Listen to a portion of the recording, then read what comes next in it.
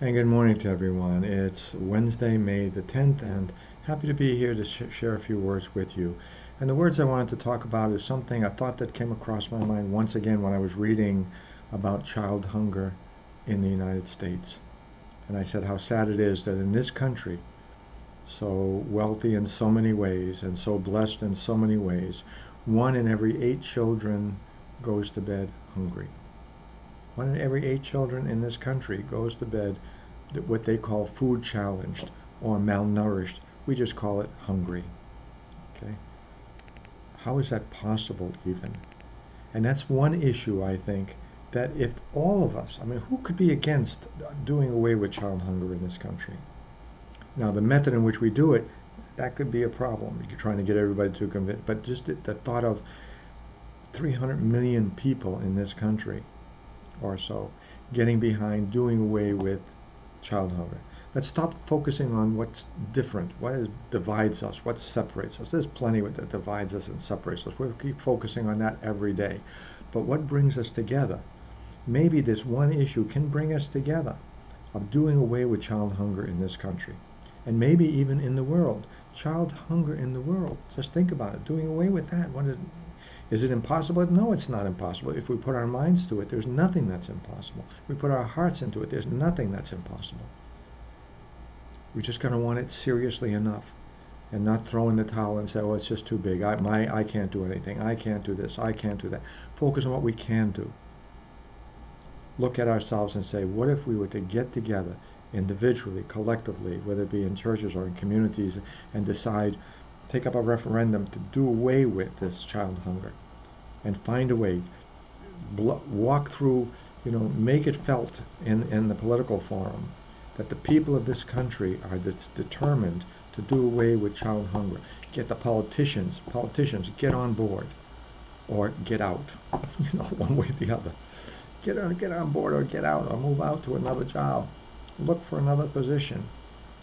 Who can be against doing away with child hunger? I know it's simplified. I understand. I'm not a politician, and I understand it's simplified. It's a simplification of an issue. But just think, if we could just stop focusing on division and what divides us, what separates us, and focus on what brings us together. Could this issue bring us together? It possibly could, because I just can't understand anyone who would be against doing away with child hunger in this country.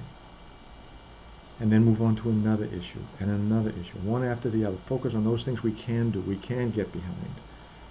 Fight about those issues that we can't. All right, whatever. But let's get behind something that every person should be able to get behind. And if not, then they're going to be in a very vast minority.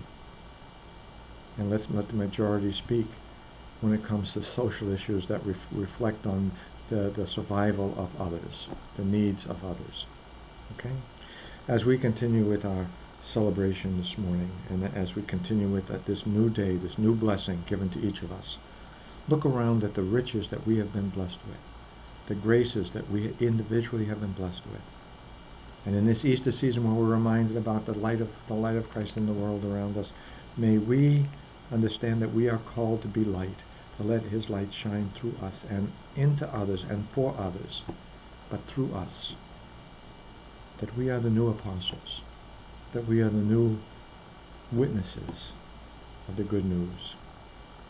Let's not waste our lives, but live our lives understanding our obligation to be neighbor and brother and sister to each other, and do something where we can focus our energies and focus all of our passion on something positive for a change. Instead of intolerance and anger and bitterness and frustration and hatred,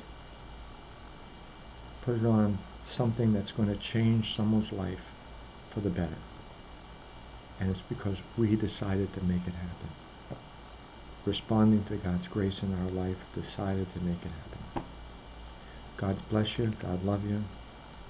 Know that we're always thinking of you and praying for you. Please don't forget to pray for us as well. Mary, help of Christians, pray for us. Happy Mother's Day for Mother's Day.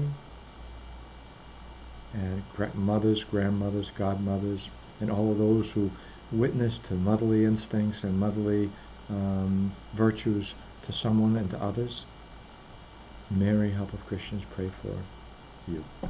God bless y'all. Have a great week.